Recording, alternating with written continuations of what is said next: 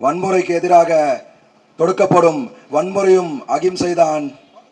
வன்முறையை பொறுத்துக்கொள் என்னும் அகிம்சையும் வன்முறைதான் என்பதை எங்களுக்கு கற்பித்த எங்கள் உயிர் தலைவர் மேதகு பிரபாகரன் அவர்கள் இருக்கும் திசையை வணங்கி, எங்கள் அரசியல் ஆசான் எங்கள் உயிர் அண்ணன் செந்தமிழன் சீமான் அவர்கள் இருக்கும் திசையினை வணங்கி எனது உரையினை தொடங்குகிறேன்.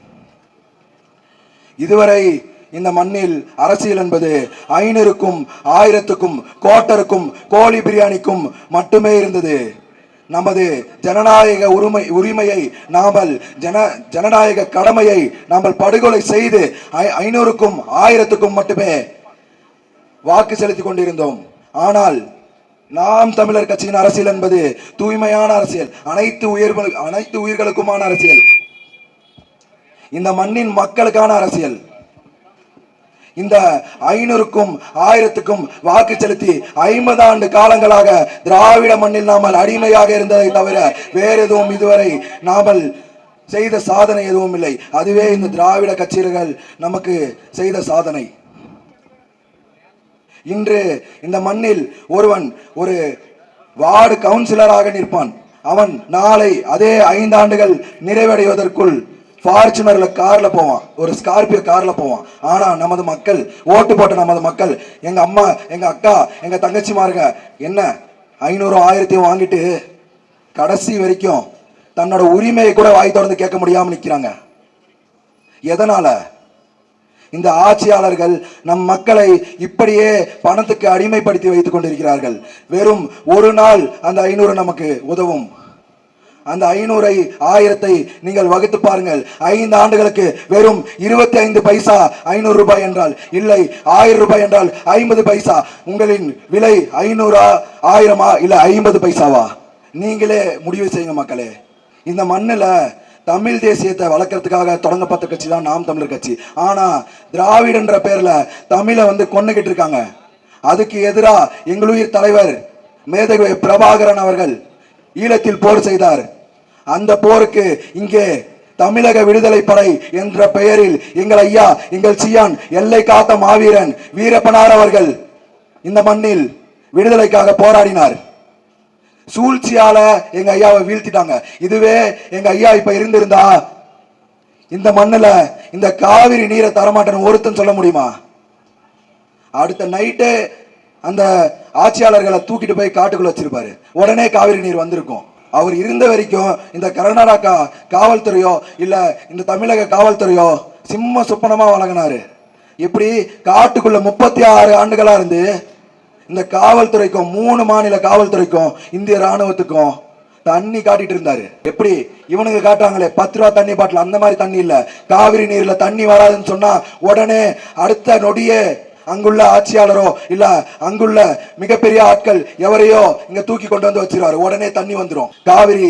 இன்று காவிரி நீர் படுகையில் ONGC நிறுவனம் பெட்ரோல் எடுக்கிறான். அந்த பெட்ரோல் எடுக்கிறதுக்காக காவிரி நீரை தடுத்து வச்சிருக்கான். ஆனால் நம் மக்கள் இங்கே விவசாய நிலங்களில் விவசாயம் செய்ய முடியாம தண்ணி இல்லாம வறண்டு போயிருக்காங்க. மக்களின் வாழ்வாதாரம் வீழ்ச்சியை நோக்கி போய் கொண்டிருக்கு. ஆனால் இதையெல்லாம் மாற்ற வேணும் என்றால் எங்கள் எல்லை காத்த மாவீரன் எங்களுக்கு விட்டு சென்ற விதை எங்கள் அக்கா வித்யாராணி வீரப்பன் அவர்களுக்கு உங்களது பொன்னான வாக்கினை நாம் தமிழர் கட்சியின் ஒளிவாங்கி சின்னத்தில், மைக்கு சின்னத்தில் வாக்களித்து எங்கள் அக்காவை வெற்றி பெற செய்து இந்த உலக தமிழர்களின் குரலை பாராளுமன்றத்தில் ஒலிக்க செய்யுங்க மக்களே. இறுதியாக ஒன்றை சொல்லிக் கொள்கிறேன் மக்களே. வில வில எழுவோம், விழித்தேறு பகையே, ஒரு நாள் உன்னை வெல்வோம், உன்னை கருவறுத்துக் கொள்வோம்.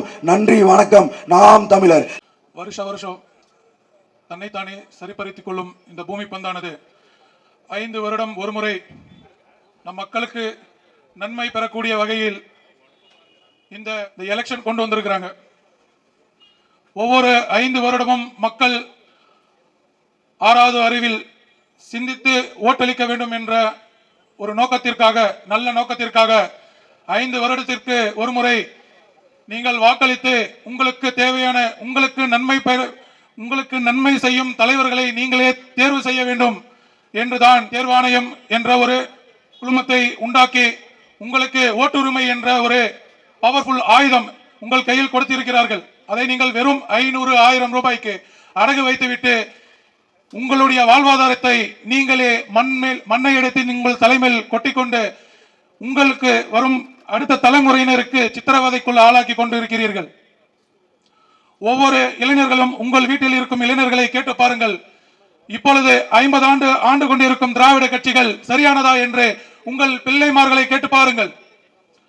ஒவ்வொருத்தர்கிட்டையும் மொபைல் போன் இருக்கும், எடுத்து பாருங்க. யாரோட புகைப்படத்தை பார்த்து ரசிக்கிறாங்க, யாருடைய வீடியோவை பார்த்து ரசிக்கிறாங்க. எங்க போனாலும் செந்தமிழன் சீமானோட புகைப்படம் மட்டும் தான், அவருடைய வீடியோ மட்டும் தான் பார்ப்பாங்க. காரணம், நல்லத பெற்றோர்கள் சொன்னா கூட யாரும் கேட்க மாட்டாங்க. உங்களுக்கு உண்டான நல்ல விஷயத்தை சமூக வலைதளத்தில் ஒரு நல்ல விஷயம் பரவி கொண்டு இருக்கிறது என்றால் அது நாம் தமிழர் கட்சியின் சீமான் அண்ணனுடைய பேச்சுக்கள் மட்டும்தான். இந்த பேச்சுக்கள் ஒவ்வொரு மனதிலும் காட்டுத்தீயாக பரவி கொண்டிருக்கிறது. எதற்காக இந்த 50 வருட திராவிட கட்சிகளுக்கு வாக்களித்தோம் என்று மனம் குமரிக்கொண்டு தான் உங்களுடைய பிள்ளைகள் நாம் தமிழர் கட்சிக்கு வாக்களிக்கவும் உறுப்பினராக இணையவும் சமுதாயத்தில் இளைஞர்கள் ஒன்று கூடி மேதகு பிரபாகரன் அவர்கள் ஏந்திய தீப்பந்தத்தை அண்ணன் மூலியமாக நாங்களும் ஏந்துகிறோம் என்று இக்கட்சியில் இணைந்துள்ளார்கள். பொறுப்பறிந்து உங்களுடைய தவறுகளை உணர்ந்து மக்களுக்கு நன்மை பயக்கும் வகையில் உங்கள் வீட்டில் இருக்கும் பிள்ளைமார்கள் சொல்வதை பெற்றோர்கள் நீங்கள் காது கொடுத்து கேட்க வேண்டும். எதற்காக இந்த நாம் தமிழர் கட்சி உருவானது? உங்களை போல மக்கள் தான் நாங்களும் இதே திமுக அதிமுகவுக்கு தான் வாக்கு செலுத்தினோம். வாக்கு செலுத்திய பிறகும் இன்னொரு கட்சி உருவாகுகிறது என்றால் அந்த கட்சியில் எந்த ஒரு நன்மையும் இல்லை என்பது உறுதியான பின்னாடி தான் நாங்க இன்னொரு கட்சியை தொடங்கி எங்களுக்கான தலைவனை நாங்கள் உருவாக்கி இருக்கிறோம். எதற்காகனா எங்களுடைய இனம் வாழ. ஒவ்வொரு மாவட்டத்தில் உள்ள பொறுப்பாளர்களும் மாநில பொறுப்பாளர்களும் எல்லாரும் தமிழர்கள் இல்லை. நாம் தமிழர் கட்சியில் அனைத்து இனத்திற்கும் சொந்தமானது இந்த நாம் தமிழர் கட்சி. தமிழர்களுக்கு மட்டுமே சொந்தம் என்று இந்த திராவிட கும்பல் எல்லாமே புரளி பேசிக் கொண்டே இருக்கிறார்கள். காரணம், இந்த கட்சி வளர்ந்து விட்டால் அவர்கள் வீட்டில் அடுப்பெரியாது, கொளுத்து தின்ன முடியாது. காலம் முழுக்க உங்களுடைய வள சுரண்டல்களையும் உங்கள் பணத்தையும் சுரண்டித்தான் அவர்கள் குடும்பங்கள் கொளுத்து வாழுகின்றது. ஒவ்வொரு ரூபாயும் நீங்கள் வரி செலுத்துகிறீர்கள். ஒவ்வொரு ரூபாயும் நீங்கள் எரிபொருள் நிரப்பிக்கொண்டு இன்னைக்கு கம்மியாகாத நாளைக்கு குறையாகாதா என்று காத்துக்கொண்டு ஒவ்வொரு முறையும் ஆட்சியாளர்களை எதிர்நோக்கி கொண்டே நீங்கள் காத்துக் கொண்டிருக்கிறீர்கள். எதற்காக இந்த அவலநிலை? உங்களை கேட்டா அவங்க ஏத்துறாங்க, உங்ககிட்ட கேட்டா அவங்க எந்த ஒரு நல்ல திட்டமும் கொண்டு வராங்க. அவங்க தொடங்கினது எல்லாமே மக்களுக்கு தேவையில்லாத திட்டங்கள் தான். ஒரு முறையாவது மக்கள் வீதியில் இறங்கி போராடின திட்டத்தை ஒன்று அவங்க அமல்படுத்தி இருக்கிறார்களா? கிடையாது. அவர்கள் குடும்பத்திற்கு என்ன தேவையோ அதற்குண்டான திட்டங்களை மட்டும்தான் அவர்கள் செய்வார்கள். இந்த சாலை போடுவது உங்களுக்காக இல்லை. இந்த சாலையில் அவர்கள் 50% அவர் குடும்பத்திற்கு ஒதுக்குவதற்காகத்தான் உங்களுக்கு இந்த சாலையை போட்டுக் கொண்டிருக்கிறார்கள். ஒவ்வொரு முறையும் நாம் தமிழர் கட்சி நல்ல விஷயத்துக்கு போராடுதானா? இல்ல. ஒவ்வொரு முறையும் திராவிட கட்சியால மாட்டிக்கொண்டு இந்த மக்களுக்காக போராடுற இடத்துல மட்டும்தான் நீங்க நாம் தமிழர் கட்சியை பார்க்க முடியும். ஒவ்வொரு முறையும் இந்த திராவிட கட்சிகள் எங்களோட கட்சிக்காரங்களை போராட்டத்தோட உங்களோட இணைச்சுதான் எங்களோட 2024 14 வருஷம் நாம் தமிழர் கட்சி இந்த அளவுக்கு 7% வாக்கு வாங்கினதுக்கு காரணமும் இதே திராவிட அரசாங்கம் தான். இவங்களுக்கு அவங்க சலிச்சவங்க இல்லைன்ற மாதிரி ஒவ்வொரு திராவிட கட்சிகளும் அவங்களுடைய வீட்டை மட்டுமே நம்பி அவங்களுடைய வாரிசுகளை மட்டுமே நம்பி ஒருத்தருக்கு ஒருத்தர் பழி வாங்குவாங்க. ஆனா ஒருவருக்கு ஒருவர் விட்டு கொடுக்காம இவங்க ஆட்சிக்கு வந்தா எதிர்கட்சிக்கு விட்டு கொடுப்பாங்க, எதிர்கட்சியாளர் ஆட்சிக்கு வந்தா இவங்களுக்கு விட்டு கொடுத்து கான்ட்ராக்ட் என்ற முறையில ஒவ்வொருத்தரும் வள சுரண்டலையும் உங்களுடைய வரி சுரண்டலை மட்டும்தான் எதிர்நோக்கி ஒவ்வொரு முறையும் தேர்தலை அணுகுறாங்க.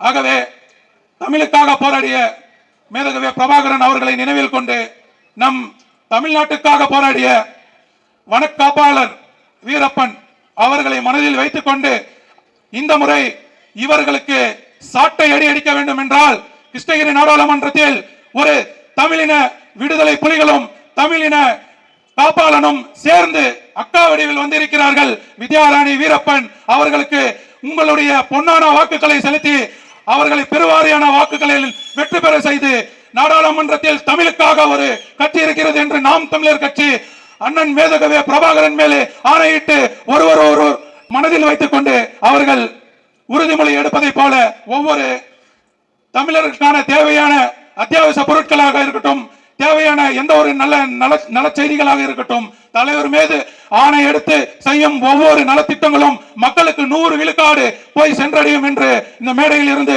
வாக்குறுதி அளித்து விடைபெறுகிறேன். நாம் தமிழர்.